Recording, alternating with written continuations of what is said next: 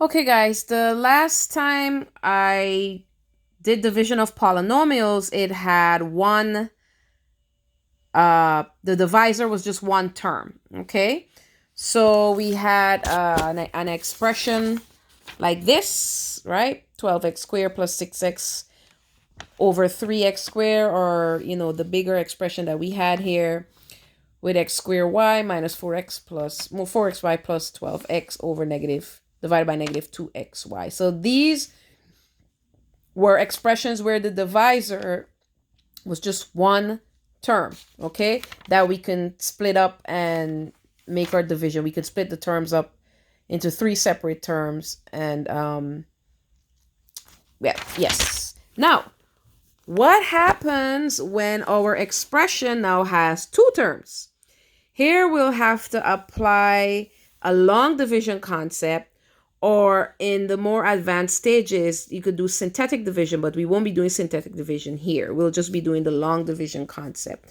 So what I want to do first is I want to take you back to a long division problem of just two constants.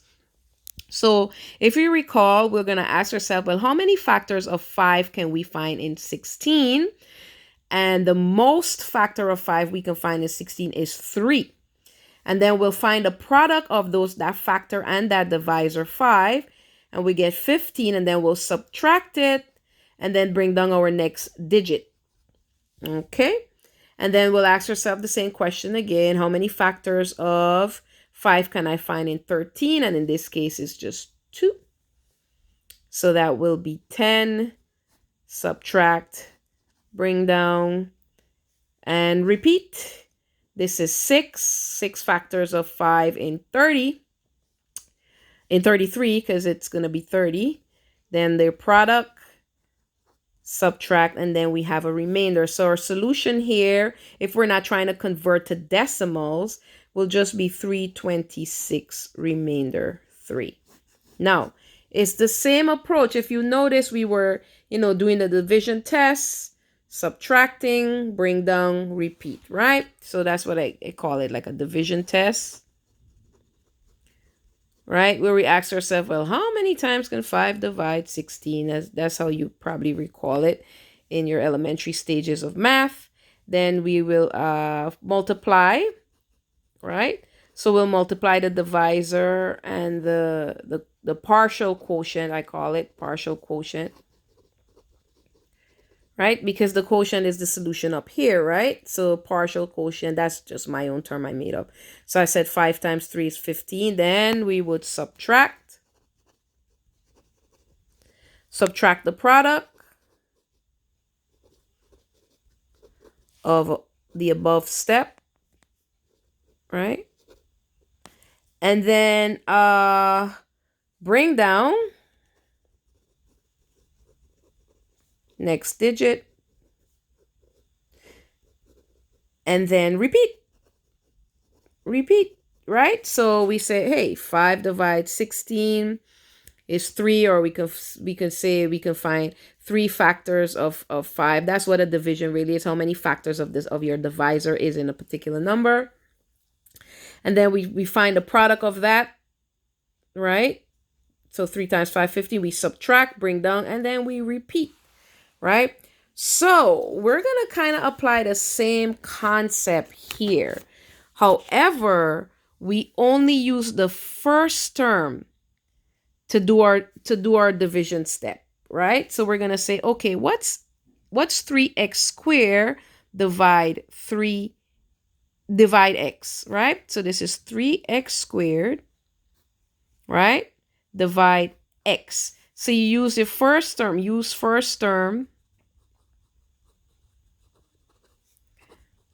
for division tests, right? That's what we did, like in this case, right? We use well, there's only one term here, but there's 2 here. So we use the first term for that. And what we know when we're dividing variables, we subtract powers, right? So this is actually 3x, because 2 minus 1 is 1x, right? That's how we know when we're subtracting exponents with the same base. So here is my partial quotient, as I call it. That's 3x, right? And in the next step is what we do. We find the product of the divisor and the partial quotient. But in this case, we use the first term to do the division test, but use both terms to multiply the partial quotient, right? So here I'm going to go. So it's x divide, so it's 3x squared divide x, which is 3x. And now I'm going to say x times 3x is 3x squared. And negative 4 times 3x is negative 12x. And then what's the next step? The next step in our long division process, see 1, 2, 3. The next step was to subtract that product. So now we're going to subtract this entire product, right? And remember what we learned is that this negative is really saying take the opposite of every term in this parenthesis. So that's now becomes a negative 3x squared, and this become a positive 12x. And now I'm going to perform my subtraction. So obviously these two cancel. And now we have a negative 10 and a positive 12 opposite signs. When working with terms, you subtract, keep the sign of the greater magnitude. So this is actually 2x, positive 2x. And then our next step was to bring down. So now I'm going to bring down my next term. So that's negative 8 and then repeat. So now I'm going to repeat. Remember, I only use the first term to do my division test. So I'm going to say, what's x divide 2x? So notice we're just working with first terms. What's x divide 2x? So if I go in my 2x divide x, right? 2x divide x. So what happens here? These x's are canceled because they have the same power, which will give me a power of 0. Anything to the 0 power is 1, as we've learned in previous videos with the rules of exponents, right? Because that's x to the 1, x to the 1. So we're just left with a remaining factor of positive 2. And then I'm going to use both terms to do find the product of my partial quotient. So this is x times positive 2 is positive 2x. And negative 4 times positive 2 is negative 8. And then we're going to subtract, right? Which simply means take the negative of our solution here. Or take the opposite. So this becomes a negative and this becomes a positive. And in this case, we have no remainder. So my quotient is just 3x plus 2. Yay. Let's try another one. Oh goodness. Let me pause this.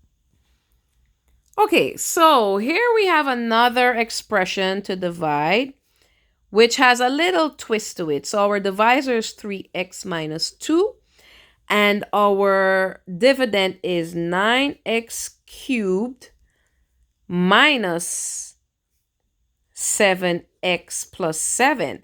Now, here you're going to see something funny, is really weird, is really going to happen. And I set this up on purpose. All right. So notice that when we're looking at our dividend, the highest power is an x cubed. And most of the times our problem goes in descending order. So we have an x cubed, then we'll have an x squared, then we'll have an x and an x to 0 or a constant. So let's start our division process and see what happens. So what is 9x cubed divided by 3x? And we can see that the constant yield a 3 because 9 divided 3 is 3. And x3 minus x1 is x squared, right? So now I found that. And now I'm going to times my partial quotient by both terms. So it's 3x squared. 3x times 3x squared is 9x cubed. And negative 2 times positive 3x squared is negative 6x squared.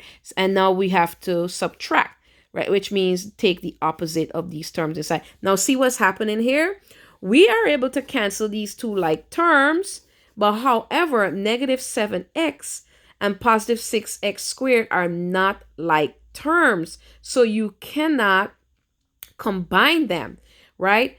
So this could confuse student. Now, if you're really versed in your game, you know that you will just have to rewrite this expression as is. So this will have to be 6x squared and bring down negative 7x and then repeat. But that could get all confusing. So what you do with expressions like these is that you rewrite them using a placeholder for the missing exponent that's supposed to be in descending order. So let me show you what I mean. So this would be 9x cubed. And since I am missing an x squared term, I'm going to add a 0x squared term. This will still make the problem the same because 0x squared is still 0. I can even put a minus there. 0 times anything will still yield 0. 7x minus plus 7.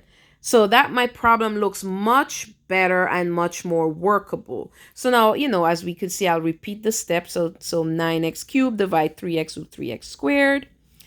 I'll times, 9x cubed. And that will be negative 6x squared, looking much better, right? Now here we just left with 0 plus 0x squared plus 6x squared will give me 6x squared, and then I can bring down my negative 7x. So you see, I still end up with the same step, but now my problem looks better, doable. It's not confusing me, and now I'm going to repeat steps. So now I'm going to say, what's 6x squared? Do a little work over here, divided by 3x. So 3 into 6 is 2. That's positive 2. And x2 minus x1 is just good old x. And then I'll multiply using both terms. So that is 3x times 2x is 6x squared. Negative 2 times positive is negative 4x. Subtract and perform my operation. These are unlike terms with unlike signs. Subtract, keep the sign of the greater magnitude, and then bring down. And repeat.